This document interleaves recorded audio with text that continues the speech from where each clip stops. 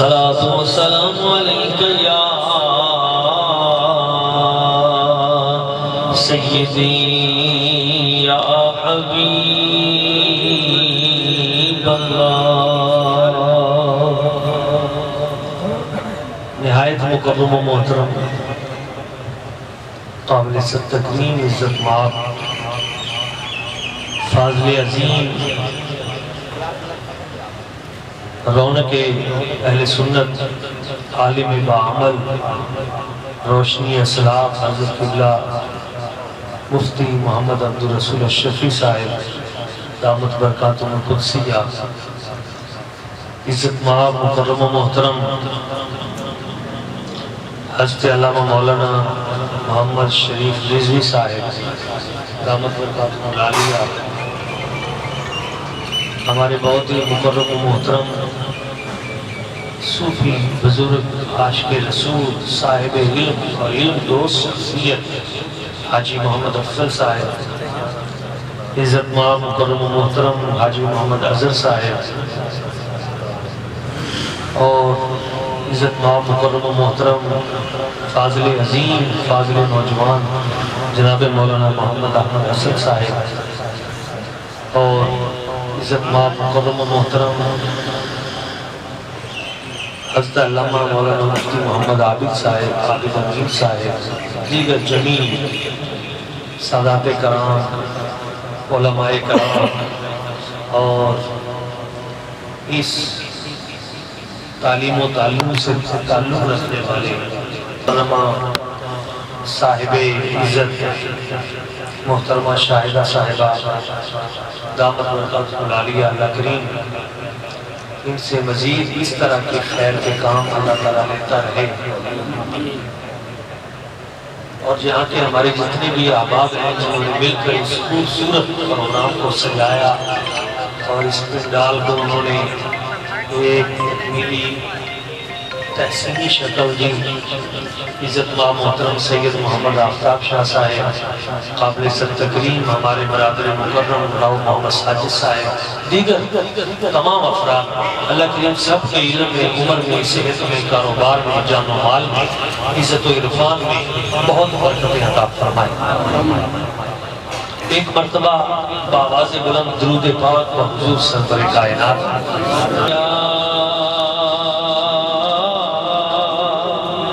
حبیب اللہ۔ سعادت صدیقی مرحوم کا ایک کلام، اس کے دو پیچھے، غم کے ماروں کا آسرا تم ہو آقا، غم کے ماروں کا آسرا تم ہو، بے سہاروں کا آسرا تم ہو، بھروسہ تمہیں فقیروں کا ہو، بھروسہ تمہیں فقیروں کا، تاج داروں کا آسرا تم ہو، تاج داروں کا آسرا تم ہو، اور تم سے یہ کائنات روشن ہے، آقا تم سے یہ کائنات روشن ہے، چاند تاروں کا آسرا تم ہو، چاند تاروں کا آسرا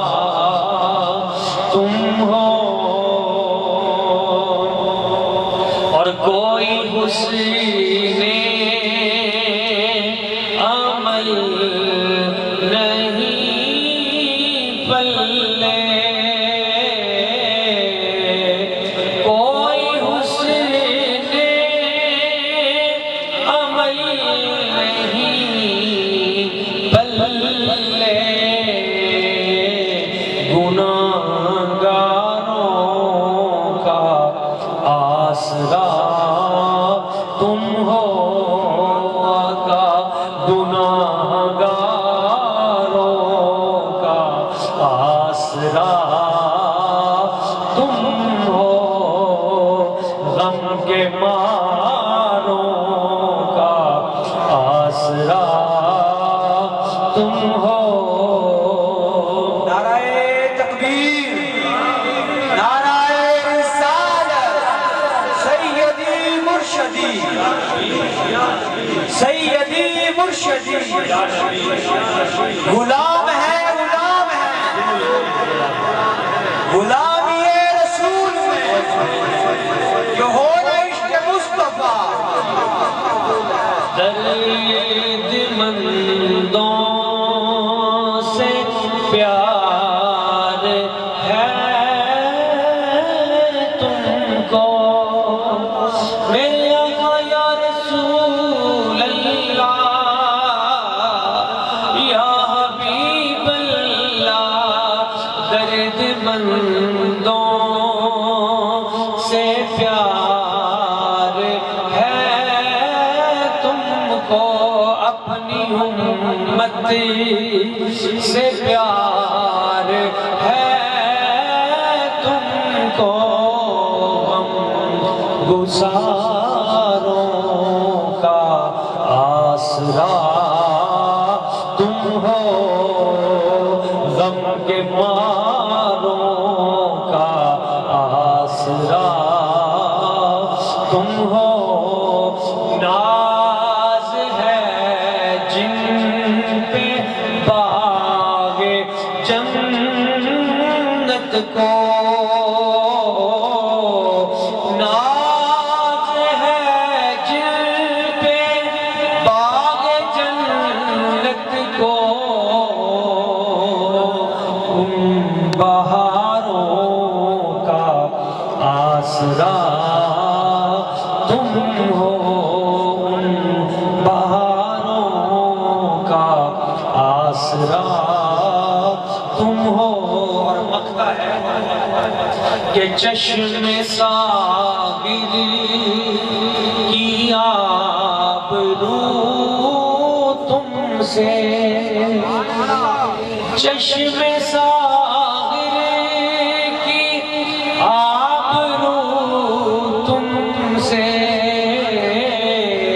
چشم ساغر کی آبرو تم سے دل فگاروں کا آسرا تم ہو غم کے ماروں کا آسرا تم ہو جنہوں نے بچپن میں حضور کو دودھ پلایا ایک ایک کے نام موجود ہیں تعداد بھی موجود ہے اس طرح رب نے حضور کی سیرت کو بالکل صاف شفاف ایک ایک شے باقی کر کے رکھا سیرت نگار لکھتے ہیں کہ سرکار صلی اللہ علیہ وسلم نے بچپن میں جن خواتین نے حضور کو دودھ پلایا ان خواتین کی تعداد 9 ہے کتنی تعداد ہے؟ اچھا پھر اگلی بھی انہوں نے بات کی کہ پہلے 7 دن حضور نبی پاک صلی اللہ علیہ وسلم حضور کی والدہ محترمہ سیدہ بی بی پاک آمینہ سلام اللہ علیہ پہلے 7 دن دودھ انہوں نے پلایا 8ویں دن جو ہے وہ جس ہستی نے پلایا اس کا نام ہے حضرت سویبہ یہ وہی بی بی ہے حضرت سویبہ جو ابو لہب کی خادمہ تھی اس کی کنیز تھی اور اس بی بی نے جا کے بتایا تھا کہ تیرا بھتیجا پیدا ہوا ہے تو اپنے بھتیجے کی خوشی میں کہ چلو ہمارے بھائی کی نشانی آگے چل پڑی، اس خوشی میں ایسے اس نے کہا تو نے مجھے خوش کیا ہے میرا بھتیجا بتا کر کہ وہ پیدا ہوا ہے، ہمارے بھائی کا شجرہ نسل اور شجرہ نسل وہ آگے چل پڑا ہے، تو جا میں نے تجھے آزاد کیا، ایسے انگلی کا اشارہ کیا۔ تو صحیح بخاری شریف میں ہے، حضرت عباس فرماتے ہیں خواب میں دیکھا وہی ابو لہب ہے اور اس کی وہ انگلی ہے جس سے اس کو سیراب کیا جاتا ہے۔ پوچھا یہ کیا بات ہے؟ کہا پورا ہفتہ تکلیف اٹھاتا ہوں، پر جب پیر کا دن آتا ہے تو جس انگلی سے میں نے بھتیجا سمجھ کر نبی پاک کی ذات برکات حضور کی ولادت کی خوشی میں اپنی خادمہ کو آزاد کیا تھا، جب پیر کا دن آتا ہے رب میرا اس عمل کا حیا کرتے ہوئے میری اس انگلی سے ایک میٹھا شربت جاری فرما دیتا ہے۔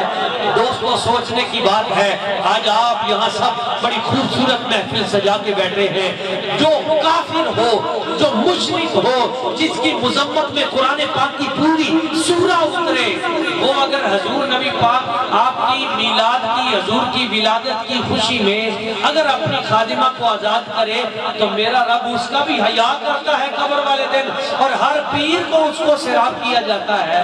تو جو حضور کا امتی ہو، کلمہ پڑھنے والا ہو، عاشق رسول ہو، وہ اگر سرکار کے میلاد پاک کی محبت کی خوشی میں کوئی نہ کوئی اہتمام کرے گا تو اللہ تبارک و تعالیٰ اس کو کتنی برکتیں عطا فرمائے گا۔ نعرہ تکبیر، نعرہ رسالت، جشن میلاد النبی، علماء اہل سنت۔ جیسے بھی سوچنا چاہیے ہم نے کسی غیر کا تذکرہ تھوڑا کرنا ہے۔ اپنا بیٹا پیدا ہو تو تب بھی تو خوشی کرتے ہی ہے نا، شادی ہو تو تب بھی تو خوشی کرتے ہی ہے نا، تو کسی غیر کا ہم نے تھوڑا کرنا ہے۔ بھائی جن کا کلمہ پڑھتے ہیں انہی کا تو نام لیتے ہیں، وہی تو کریم ہے جنہوں نے ہماری بخشش کی ضمانت دی ہے کہ حشر کا میدان ہوگا، اور حشر کے میدان میں اس وقت تک میں نے جنت جانا ہی نہیں ہے جب تک اپنی گناہگار امت کو اپنے ساتھ نہیں لے کے جاؤں گا۔ آپ دیکھیں نا میرے آقا کریم صلی اللہ علیہ وسلم حضور کی سیرت سے جو سیکھنے کی چیزیں ہیں بڑی خوبصورت۔ سیدہ حلیمہ سعدیہ رضی اللہ تعالیٰ عنہ تیسرے نمبر پہ یہ وہ ہستی ہے جنہوں نے دودھ پلایا۔ آپ فرماتی ہیں میرا ایک اور بیٹا بھی تھا، اس کا نام عبداللہ تھا۔ عبداللہ نام رکھنا اس بات کی دلالت ہے کہ رب نے ان کو توحید کی برکت پیچھے سے عطا کی ہوئی، مگر دودھ نہیں تھا، اور ان کے نگاہ میں تو سرکار نے مجھے دیکھ کر تبسم فرمایا، جیسے ہی حضور مسکرائے، یوں مسکرائے جان سی کلیوں میں پڑ گئی، یوں لب کشا ہوئے کہ گلستان بنا دیا۔ حضور مسکرائے تو حضرت حلیمہ سعدیہ فرماتی میرا کلیجہ حضور نے نہ کھینچ، ایسے محبت میرے دل میں حضور کی پیدا ہوئی تو بے اختیار میں نے سرکار کو اٹھا لیا۔ بس ایسے سرکار کو اٹھانے کی بات تھی، بس ساتھ ہی برکتیں آ گئی، ساتھ ہی میرا جو کنیکشن ہے وہ چشمہ حیات کے ساتھ جڑ گیا، دودھ کی برکت بھی آ گئی۔ میں نے سرکار کو دودھ پیش کیا، پلایا۔ یہ ہے نظام عدل کہ میرے آقا کریم صلی اللہ علیہ وسلم نے بچپن میں ہماری تربیت کی۔ آپ نے ایک سائیڈ سے دائیں سائیڈ سے آپ نے نوش فرمایا، بائیں سائیڈ سے نہیں پیا، کبھی بھی نہیں پیا۔ تو وجہ کیا تھی بائیں سائیڈ سے کیوں نہیں پیا؟ جانتے تھے کہ ایک بھائی ہے نا، رضائی بھائی ہے تو بھائی کا حق نہیں مارنا۔ بچپن میں میرے سرکار نے یہ ہمیں درس دیا، بھائیوں کے ساتھ عدل کرنا ہے، ان کا حق نہیں مارنا، ان کا حق انہیں دینا ہے۔ میں نے جب اس واقعے کو پڑھا، مختلف سیرت نگار انہوں نے اس پہ بہت خوبصورت لکھا، پڑھتے پڑھتے اچانک میرے ذہن میں نہ ایک چیز کلک ہوئی میں نے کہا کہ سارے ہمارے جو سیرت نگار ہیں وہ لکھتے ہیں کہ حضور نے عدل کیا، یہ سرکار کا نظام عدل ہے، اور بچپن میں سرکار نے عدل کا یہ کنسیپٹ دیا کہ بھائیوں کے ساتھ عدل کرنا ہے۔ میرے ذہن میں ایک اور بات آئی، میں نے کہا عدل تو وہ ہوتا ہے نا جو وراثت میں اوپر سے ملے اور بندہ اس کو برابر تقسیم کر دے۔ بدو شیء فی محلہ ہی، کسی شے کو اس کے صحیح مقام پہ رکھنا، اسے عدل کہتے ہیں۔ تو میں نے کہا دودھ تو تھا ہی نہیں، بات نہیں سمجھ میں آئی، یا تو پہلے دودھ ہوتا تو پھر برابر تقسیم ہوتا تو پھر تو نظام عدل تھا، پر دودھ تو تھا ہی نہیں، لے کے عطا کر کے پہلے مصطفیٰ نے احسان کیا، احسان کر کے پھر آگے عدل کیا۔ تو ہمارے اسلام کا جو نظام ہے یہ صرف عدل پہ قائم نہیں ہے، یہ عدل سے ایک سٹیپ آگے ہے، اس کو نظام احسان کہتے ہیں کہ آپ نے بھائیوں کے ساتھ عدل نہیں کرنا کہ اتنا میرا ہے اتنا میرا ہے، دوستوں کے ساتھ عدل نہیں کرنا کہ یہ میرا ہے یہ میرا ہے، نہ عدل نہ کریں، اس سے اگلی جو خوبی ہے احسان کریں، خیر بانٹیں، اترکم اللہ حیاکم، احسان کریں۔ میرے نبی کریم صلی اللہ علیہ وسلم حضور نے احسان کیا، اور صرف ایک پہ احسان نہیں کیا، جو حضور کی ذات کے ساتھ جڑ گیا میرے سرکار نے اس پر احسان کیا، جو نہیں جڑا اسے خبر نہیں ہے، سرکار نے بغیر اس کے خبر کے بھی سرکار نے اس پہ احسان کیا۔ آپ دیکھیں نا کل حشر کا دن ہوگا، یہ میرے نبی کریم صلی اللہ علیہ وسلم حضور کے احسان ہی کی تو صورت ہے۔ حضور فرماتے ہیں لِكُلِّ نَبِيٍّ مَنَابِرُ نور، ہر نبی کے لیے اللہ تعالیٰ نور کا ممبر لگا دے گا، ہر نبی اپنے اپنے ممبر پہ بیٹھ جائے گا۔ یہ پہلی میں نے نظام عدل کی بات کی، اب دوسری حضور کی سیرت کی بات ہے وفا۔ کیا کرنا ہے؟ وفا۔ اونچے اونچے ممبر ہوں گے نور کے، ہر نبی اپنے اپنے ممبر پہ بیٹھ جائے گا، لیکن سرکار فرماتے ہیں میں نے اپنے ممبر پہ نہیں بیٹھنا، سب سے اونچی کرسی مصطفیٰ کی ہوگی، اتنی اونچی ہوگی کہ انبیاء کرام کی دستاریں پیچھے ہو جائیں گی ایسے، اتنا بلند مقام اور اتنی بلند شان مصطفیٰ کی ہوگی۔ اللہ تعالیٰ فرمائے گا حبیب آپ بھی بیٹھ جائیں نا اس کرسی پہ، تمام انبیاء بیٹھ گئے ہیں، تو نبی پاک صلی اللہ علیہ وسلم آپ عرض کریں گے نہیں یا اللہ میں نے اس کرسی پہ نہیں بیٹھنا، اگر میں اس کرسی پہ بیٹھ گیا یہ کرسی چل پڑے گی اور مجھے جنت میں لے جائے گی، تو حبیب اور کیا چاہیے، آپ کرسی پہ بیٹھیں جنت میں جائیں۔ یا اللہ اگر میں جنت میں چلا گیا تو یہ میرے جو غریب گناہگار ہیں سیاہکار ہیں دوزخ میں ان کا کیا بنے گا؟ میں نے اس وقت تک جنت میں نہیں جانا جب تک ان کو میں اپنے ساتھ لے کے نہ جاؤں۔ سرکار کی آمد، سرکار کی آمد، سرکار کی آمد۔ اس موقع کے اوپر آپ دیکھیں یہ کیا، اس کو وفا کہتے ہیں، سرکار نہیں جائیں گے۔ اس موقع پہ اللہ تعالیٰ فرمائے گا پیارے حبیب جن کے دل میں ایک دمدم کے دانے جتنا ایمان ہے وہ بھی نکال لیں، سبحان اللہ، ایک ایک کو حضور پکڑ کے نکالیں۔ اللہ تعالیٰ فرمائے گا حبیب اب آپ کیسے کھڑے ہو گئے ہیں؟ یا اللہ کریم کچھ بندے ابھی بھی رہ گئے، کروڑوں بندوں کو نکالیں گے۔ اللہ کریم فرمائے گا حبیب رائی کا دانہ اتنا ایمان جس کے دل میں ہے اسے بھی نکال دیں۔ سبحان اللہ۔ اب رائی کا دانہ کتنا سا ہوتا ہے؟ ادنا او ادنا او ادنا، حدیث پاک میں ہے اللہ کریم فرمائے گا اس کو تھوڑا کرو پھر تھوڑا کرو پھر تھوڑا کرو، یعنی رائی کے دانے کے 3 ٹوٹے کریں، اس سے تھوڑا ایمان جس کے دل میں ہے اسے بھی نکال دیں۔ اچھا بھئی رائی کا دانہ کتنا سا ہوتا ہے؟ اتنا ایمان بھی جس کے دل میں ہے۔ اچھا مجھے آپ اپنے ایمان سے بتائیں، کیا کسی کے دل میں ایمان کتنا ہے کوئی پتہ چلتا ہے؟ نہیں۔ تو دوزخ کی تہہ میں آپ کا امتی پڑا ہے اور رائی کے اتنی 3 ٹکڑے کریں تو اس سے ادنا ایمان ہے۔ جو نبی اس کو پہچان لیتے ہیں تو یہاں جو حضور کی محفل سجا کے محبتوں سے بیٹھے ہیں، ان کے چمکتے چہرے میرے آقا کریم ان کو کیسے نہیں پہچانے؟ نعرہ تکبیر۔ پھر قیامت والے دن یہ منظر ہوگا کہ پوچھیں گے سبھی حشیر میں سرکار کہاں ہے، پوچھیں گے سبھی حشیر میں سرکار کہاں ہے، اور سرکار پکاریں گے میرے گناہگار کہاں ہے، سرکار پکاریں گے میرے گناہگار کہاں ہے، کوثر بھی پکارے گا، آب کوثر کوثر بھی پکارے گا، ذرا ڈھونڈ کے لاؤ وہ ختم نبوت کے چوکیدار کہاں ہے،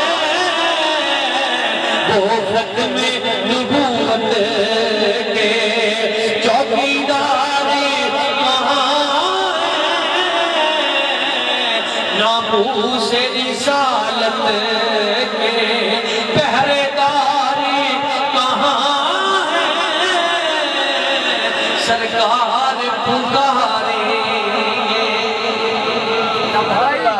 یا رسول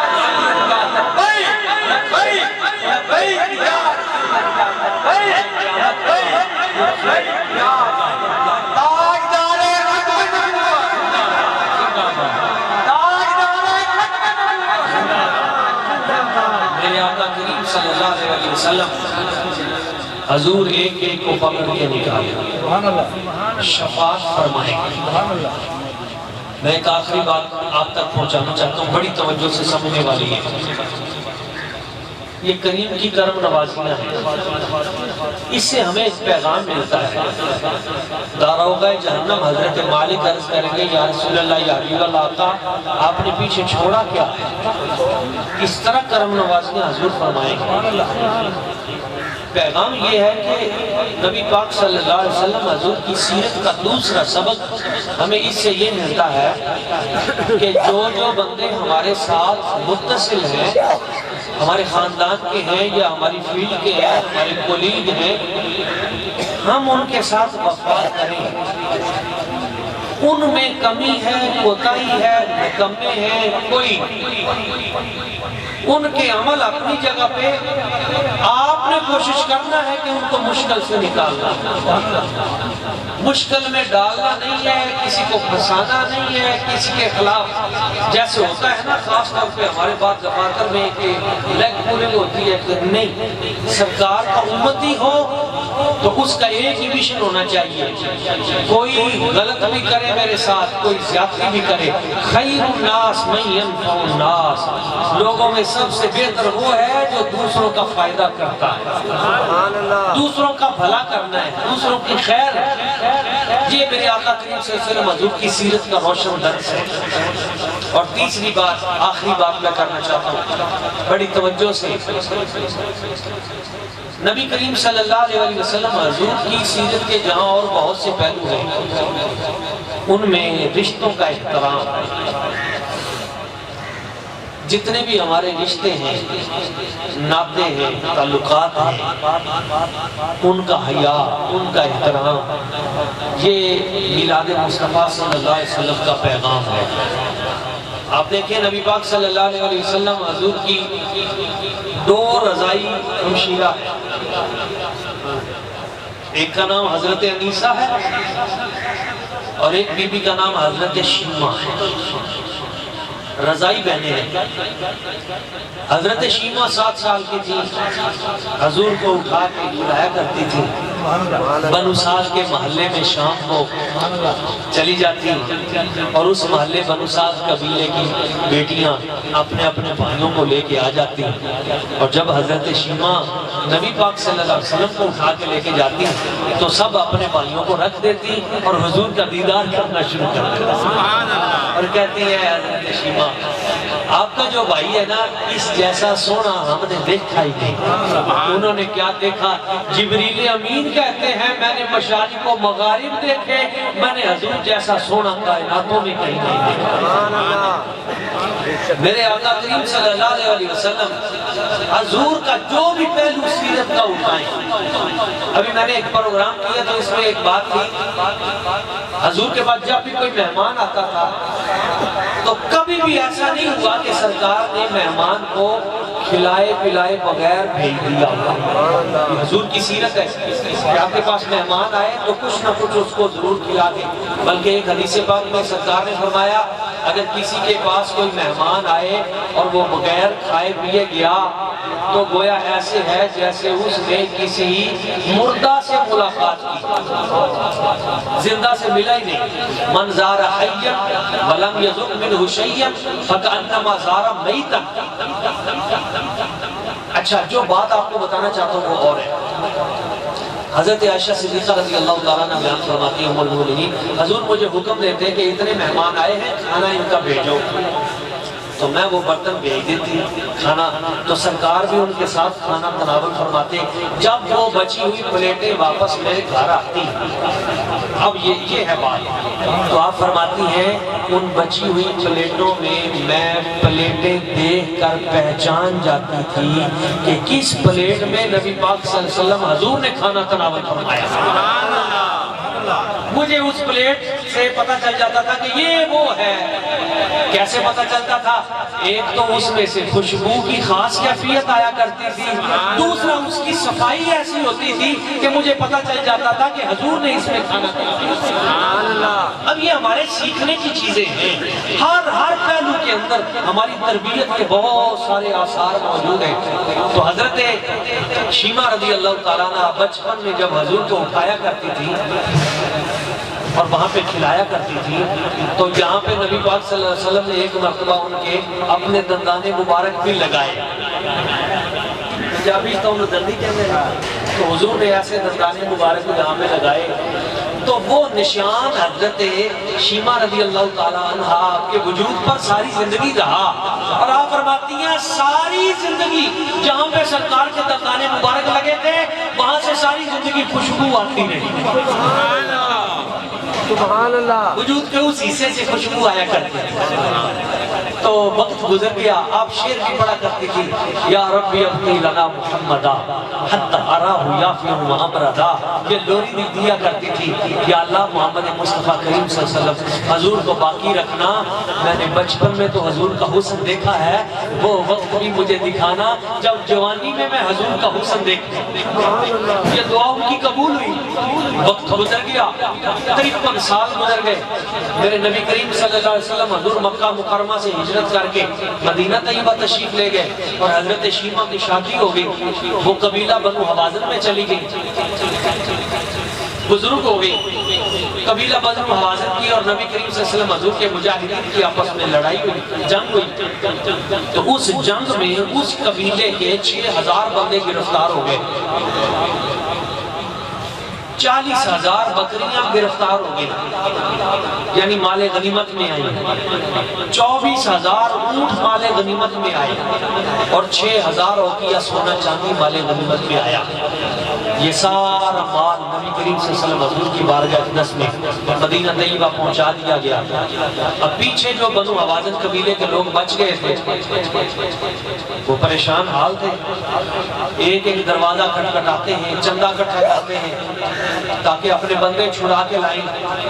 وہ کہنے لگے چلو پیسے گئے، دولت گئی، سونا چاندی گیا، اونٹ گئے، بکریاں گئیں، بندے تو بچا لیں۔ تو رواج بھی یہی ہوتا تھا، تو 6,000 1000 بندے گرفتار. تو بندوں کو بچانے کے لیے چندہ اکٹھا کرتے کرتے حضرت شیمہ رضی اللہ تعالیٰ عنہ ان کے دروازے تک پہنچے. اماں جی کوئی چندہ دو، کوئی سونا چاندی پڑا ہے وہ بھی دو تاکہ برادری کے بندے چھڑا کے لائیں. اماں جی پاک نے فرمایا بیٹا یہ بتاؤ کہ بندے چھوڑنے کس نے ہیں؟ سبحان اللہ. اس سردار کا نام کیا ہے؟ کہا وہ جو سردار مدینہ ہے نا ان کا نام نامی اسم گرامی حضرت محمد مصطفیٰ احمد مجتبیٰ. جب سرکار کا نام پاک آیا نا صلی اللہ علیہ وآلہ وسلم تو حضرت شیمہ فرمانے لگی چندہ اکٹھا کرنا بند کرو، پیسے جمع کرنے بند کرو، مجھے لے چلو تمہارے بندے جو ہیں وہ آ جائیں گے. انہوں نے کہا بی بی آپ ان کو جانتی ہیں؟ کہا یہ تو وہ بتائیں گے کہ وہ مجھے جانتے ہیں یا نہیں. میں ابھی کوئی دعویٰ نہیں کرتی کیونکہ 53 سال سے زیادہ عرصہ گزر چکا تھا اور رضائی بہن تھی، سگی ہمشیرہ بھی نہیں تھی اور بچپن کی باتیں بچپن کی ہوتی ہیں. کہا یہ تو وہ بتائیں گے. قافلہ چل پڑا، شہر مدینہ آ گئے. اور کیا بات ہے شہر مدینہ، سبحان اللہ. حضور کا شہر مدینہ آج بھی سخاوتوں کے در بانٹتا ہے. میری نسبت مدینے سے یوں ہی نہیں، میری نسبت مدینے سے یوں ہی نہیں، میرے آقا کا روضہ مدینے میں ہے، میں مدینے کی جانب نہ کیسے کھچوں، میں مدینے کی جانب نہ کیسے کھچوں، میرا دین اور دنیا مدینے میں ہے. میرے آقا کریم صلی اللہ علیہ وسلم حضور کی بارگاہ میں حاضر ہوئی. مسجد نبی شریف کے باہر جب پہنچی حضرت شیمہ تو مجاہدین اسلام تلواریں لے کے کھڑے تھے. بی بی کدھر جا رہے ہو؟ ادھر تو دربار مصطفیٰ ہے. پتہ نہیں کتنا مان تھا کہ حضرت جناب شیمہ رضی اللہ تعالیٰ عنہ نے اس تلوار پہ ہاتھ ماری اور فرمایا خلو سبیلی فَعْلَمُوا أَنَا أُخْتُ نَبِيِّكُمْ. اپنی تلوار پیچھے کرو، میرا رستہ چھوڑ دو، تمہیں نہیں پتا میں رشتے میں تمہارے نبی کی ہمشیرہ لگتی، میں حضور کی بہن ہوں، میرا رستہ خالی کرو. تلواریں گر گئی. مولا علی شیر خدا کرم اللہ وجہ الکریم آپ بھاگے بھاگے حضور کی بارگاہ اقدس میں آئے. حضور ایک بی بی ہے، نام اپنا شیمہ بتاتی ہے، بزرگی کے عالم میں ہے، کہتی ہے میں تمہارے نبی پاک حضور کی بہن ہوں. حضور ایک بی بی میرے کریم آقا صلی اللہ علیہ وسلم حضور کھڑے ہوئے اور سرکار نے اپنی چادر مبارک رستے میں بچھا کے سرکار نے حضرت شیمہ ان کا استقبال کیا، بٹھا کے اپنا دست مبارک ان کے سر پہ رکھا.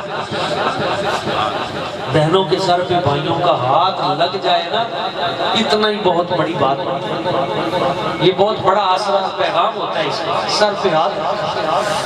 پوچھا کیوں پریشان ہے؟ ان کی آنکھوں سے آنسو جاری ہے.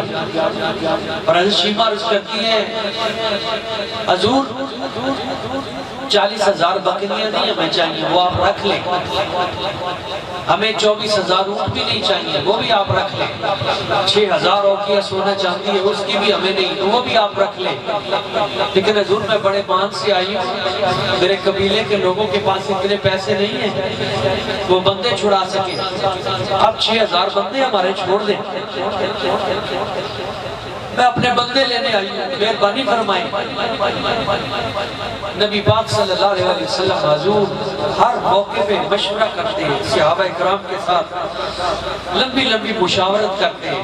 مگر اس مقام پہ میرے سرکار نے فرمایا میرے صحابہ یہ معاملہ میرے سپرد کر دیں، یہ فیصلہ میں خود اکیلا یا رسول اللہ یا حبیب اللہ آپ سب کچھ ہے، ہماری کیا مجال ہے، جیسے آپ حکم کریں۔ صحابہ کا عشق بھی دیکھیں نا، جنگیں لڑ کے تلوار چلا کے اس ملک کو فتح کر کے کتنی مشکل سے یہ سب کچھ لے کے آئے تھے۔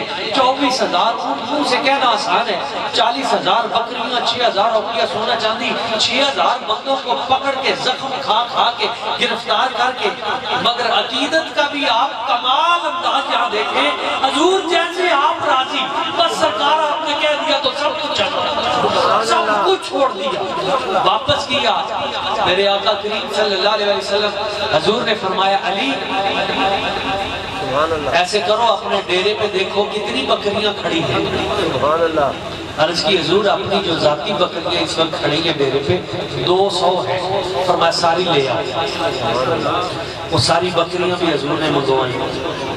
کہا اب یہ بھی پتا کرو مدینہ طیبہ میں سب سے اچھی دکان کون سی ہے کپڑوں کی، جہاں سے اچھے کپڑے بیبیوں والے ملتے ہو۔ عرض کی حضور یمن کا ایک تاجر ہے، اس نے دکان بنائی ہے، بڑے اچھے کپڑے رکھتا ہے بیبیوں کے۔ حضور نے فرمایا جتنے سوٹ ہیں سارے لے۔ 200 بکری اپنی بہن حضرت شیمہ کی نظر سرکار نے عطا فرمائی اور کہا وہ سارا مال وہ تو ہم نے واپس کر دیا ہے، یہ تم جو میرے پاس آئی ہو یہ اس کا بدلہ ہے۔ سبحان اللہ۔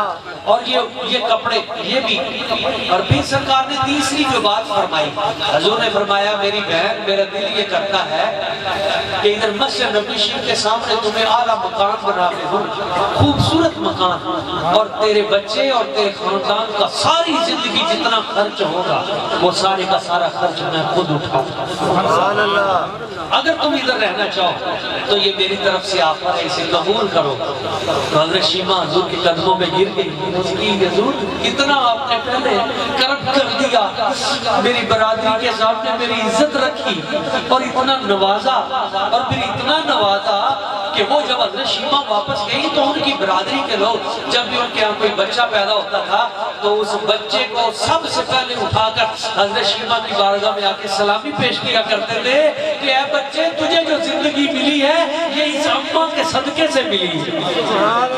نعرہ تکبیر، نعرہ رسالت، نعرہ حیدری، سیدی مرشدی، سیدی مرشدی، غلام ہے غلام ہے رسول کے غلام ہیں، غلامی ہے رسول میں، جون عشق مصطفیٰ۔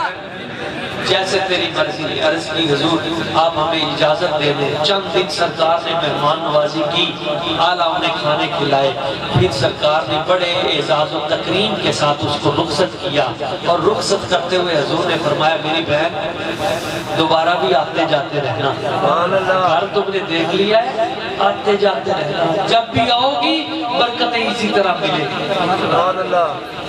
اور پھر سرکار نے فرمایا میری بہن وہ جو بچپن میں تم لوری دیا کرتی تھی مجھے وہ شعر تو ذرا سناؤ۔ میرے سرکار کو وہ بچپن کے شعر بھی اسی طرح یاد تھے۔ یہ کریم ہے دوستو، اس میں ہمارے لیے پیغام ہے، بہت بڑا پیغام ہے۔ ہم میلاد مناتے ہیں، میلاد کا ایک پیغام بھی ہے۔ کیا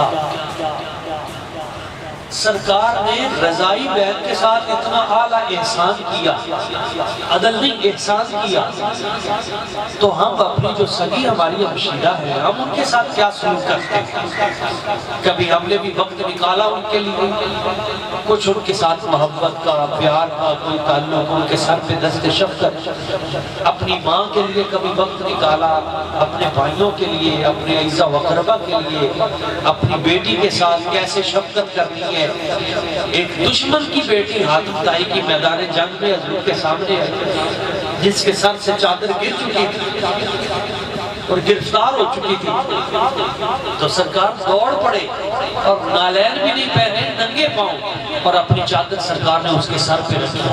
کہنے لگی حضور میں دشمن کی بیٹی ہوں۔ سرکار نے فرمایا بیٹی تو بیٹی ہو، کسی کی بھی ہو، یہ حضور کا درس ہے، یہ درس میلاد ہے۔ ہم محبتیں بانٹیں، ایک دوسرے کا خیال کریں۔ نبی پاک صلی اللہ علیہ وسلم حضور کی سیرت کے جو یہ روشن پہلو ہیں، ہم ان کو زیادہ سے زیادہ لوگوں تک پہنچانے کی کوشش کریں۔ ہمیں ہمارے اندر سے توڑا گیا ہے، ہم نبی پاک کے اخلاقیات سے دور ہو چکے ہیں، سیرت مصطفیٰ سے ہم دور ہو چکے ہیں۔ سرکار کی جتنی زندگی ہے بچپن سے لے کر بزرگی تک، کاش ہم اس زندگی کو ہم پڑھیں، کوشش کریں اپنے اپنے گھروں میں، زیادہ نہیں تو حضور کی سیرت کی ایک کتاب تو پڑھیں، قرآن مجید کا ترجمہ تفسیر کی ایک کتاب تو پڑھیں، ایک کتاب قرآن مجید کی ترجمے کی لے لیں، تفسیر ضیاء القرآن لے لیں، اس کا ترجمہ پڑھیں، اور حضور کی سیرت کی ایک کتاب لے لیں، ضیاء النبی لے لیں، آپ اس کو پڑھیں، نبی پاک صلی اللہ علیہ وسلم کی سیرت کو خود بھی پڑھیں، اپنے بچوں کو بھی پڑھائیں اور ان کو سنائیں، اور اس کا نور آپ کے وجود پہ انشاءاللہ اثر کرے گا۔ یہ مختصر زندگی ہے دوستو، یہی پیغام ہے، اور سب سے بڑا پیغام ہے حضور کی ذات کے ساتھ جڑ جائیں، تعلیمات نبویہ کو اپنائیں، اور رزق حلال یہ تمام چیزوں کی بنیاد ہے، تمام چیزوں کی بنیاد وہ رزق حلال ہے۔ لقمہ حرام ایک ہو تو 40 دن تک بندے کی دعا قبول نہیں ہوتی، بندے کی عبادت قبول نہیں ہوتی، تو برکتیں تب ہوں گی۔ ہمارے بزرگ تھے حضرت بابا خواجہ باقی باللہ دہلوی رحمۃ اللہ تعالیٰ علیہ، آپ کے ایک جملے پہ بات ختم، آپ فرماتے ہیں فعل حرام از نتیجہ لقمہ حرام است۔ تجھ سے کوئی حرام کا فعل سرزد ہوتا ہے، کوئی حرام کا کام تجھ سے اگر سرزد ہوتا ہے تو یہ لقمہ حرام کا نتیجہ ہے۔ اگر تیری نماز درست نہیں تو نماز نہیں پڑھتا، تجھ سے تہجد نہیں پڑھی جاتی، تو کئی مہینے ہو گئے قرآن پاک کے قریب نہیں گیا، تجھ سے نماز بھی نہیں پڑھی جاتی، تجھ سے درود پاک جو ہے وہ بھی برکت چھن گئی ہے، تو ذرا ضرور سوچنا یہ جو حرام عمل ہو رہا ہے یہ کسی لقمہ حرام کا نتیجہ نہ ہو۔ لقمہ حلال آئے گا، خود بخود تہجد اور نماز شروع ہو جائے گی۔ اللہ کریم کی بارگاہ قدس میں دعا ہے، جو چند باتیں میں نے عرض کی ہمیں ان پہ عمل کرنے کی اور اس پیغام محبت کو آگے پہنچانے کی توفیق عطا فرمائے۔ یہ شعر میرے ساتھ مل کے پڑھنا ہے۔ اے دنیا کسے نہ کر دی وفا، آخری شعر، یہ دنیا کسے نہ کر دی وفا، یہ نہیں دیکھ سکتی کسے سے پہچان، یہ دنیا فریبی نہ کمی نہ کاری، یہ 2 دن دا میلہ یہ 2 دن دی یاری، قبر وچ نکیراں نے جس ویلے آنا، قبر وچ نکیراں نے جس ویلے آنا، اوتھے آ کے دیو نہ پوچھنا پچھونا، اوتھے آوے گی مصطفیٰ دی سواری، اوتھے آوے گی مصطفیٰ دی سواری، یہ 2 دن دا میلہ یہ 2 دن دی یاری۔ ہم فقیروں کی کیا صدا چاہتے ہیں، سبحان اللہ، یہ انہی کا کرم ہے اور ہمارا کرم ہے۔ من آنم کے من دانم، ہم میں سے ہر شخص جانتا ہے کہ ہمارے دامن میں کیا ہے۔ کوئی کسی کی طرف انگلی اٹھانے کی ضرورت نہیں ہے، کسی کی طرف اشارہ کرنے کی ضرورت نہیں ہے، کسی کو نشانہ بنانے کی ضرورت نہیں ہے۔ آج وقت ہے اپنا محاسبہ کرنے، اپنا احتساب کرنے کا، اپنے گرے بانوں میں جھانکنے کا کہ ہمارے پیغمبر نے ہمارے ساتھ کتنا حسن سلوک کیا اور ہم نے کیا کیا۔ ویسے تو ہم یہ کہہ دیتے ہیں نا دین دی ہے، جیسا کرو گے ویسا بھرو گے، وہاں سے تو کرم ہی کرم ہو رہا ہے، وفا ہی وفا ہو رہی ہے۔ ہم نے کیا کیا؟ امت جو ہے فرقوں میں بٹ گئی، کوئی بریلوی، کوئی دیوبندی، کوئی وہابی، کوئی شیعہ، کوئی کچھ بن بیٹھے۔ میرے بھائی کیا ان کے غلام بھی بنے ہیں یا نہیں بنے؟ ان کے امتی بھی بنے ہیں یا نہیں بنے؟ یا صرف زبان سے یہی کہہ دیتے ہیں کہ غلام ہیں، غلام ہیں، رسول کے غلام ہیں۔ غلامی رسول میں موت بھی قبول ہے. ابھی نعرے میں سن رہا تھا تو غلامی رسول میں موت قبول ہے, کیا غلامی رسول میں نماز قبول نہیں؟ کیا غلامی رسول میں سچ قبول نہیں؟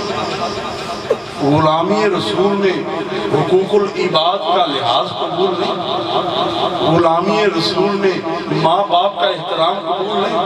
غلامی رسول میں بہن بھائیوں سے پیار محبت کا رشتہ مستحکم کرنا یہ قبول نہیں؟ غلامی رسول میں آخری درجے تک جا رہے ہیں, جان بھی جو ہے نا موت بھی قبول ہے. یہ تو وہی بات ہے, آپ سب جو ہے ٹیچنگ کے ساتھ ریلیٹڈ ہیں, جڑے ہوئے ہیں. تو اگر کوئی استاد کہہ دے بیٹا میرے آخری سانس ہے جلدی کرو ایک گھونٹ پانی دے دو, تو شاگرد کہے گا استاد جی جان حاضر ہے پانی کا گھونٹ نہیں دے سکتا. آج وہی امت حال کر رہی ہے اپنے پیغمبر کے ساتھ, اپنے رسول کے ساتھ, اپنے آقا صلی اللہ علیہ وآلہ وسلم کے ساتھ. بے عین دیکھ لینا جا کے تنہائی میں میری اس بات پہ غور کر لینا کہ امت بالکل یہی کر رہی ہے اپنے محبوب آقا صلی اللہ علیہ وسلم کے ساتھ. ان کس طرف سے تو وفا ہی وفا ہے. ہم دیکھیں کہ ہم کیا کر رہے ہیں.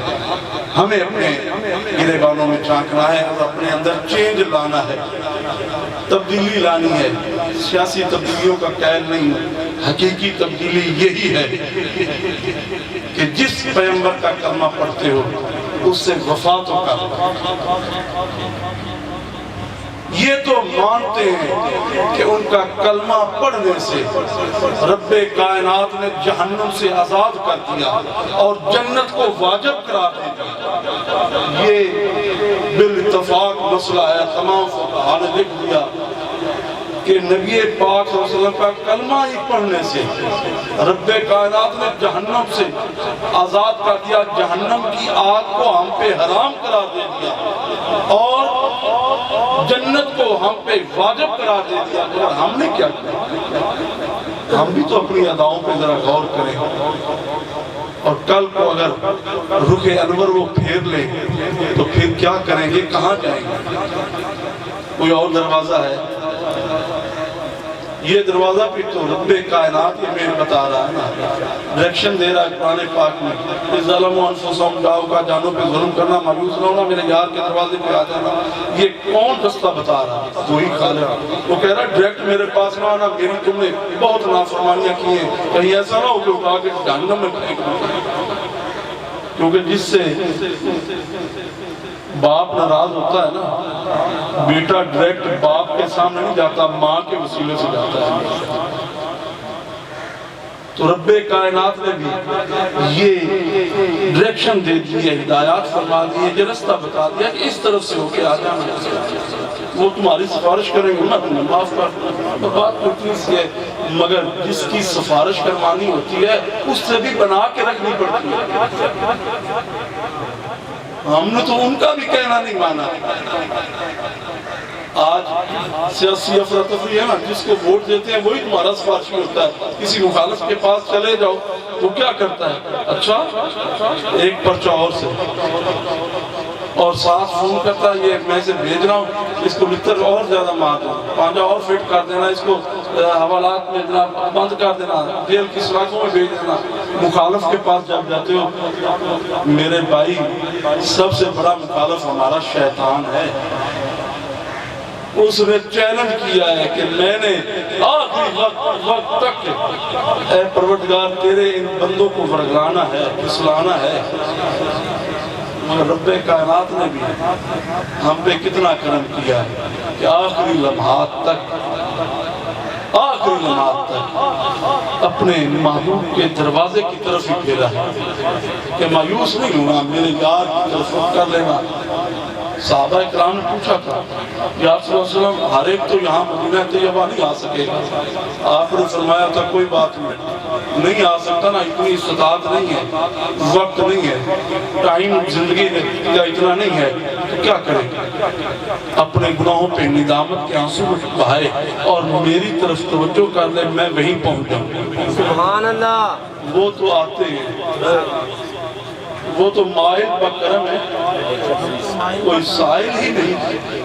ہم میں سے صرف آج ہر شخص یہ چارپائی پہ لیٹے تو اگر یاد رہ جائے تو ورنہ تو بہت مشکل ہے، یہ بات یاد نہیں رہے گی۔ لیٹے نا تو یہ سوچ لینا کہ ہم اپنے نبی صلی اللہ علیہ وسلم کے ساتھ کتنا رابطے میں ہیں، کتنا کنڈکٹ رکھے ہوئے ہیں، صرف غلامی کے دعوے ہی ہیں، اپنے آقا کے ساتھ کوئی رابطہ نہیں ہے، کوئی وفا نہیں ہے۔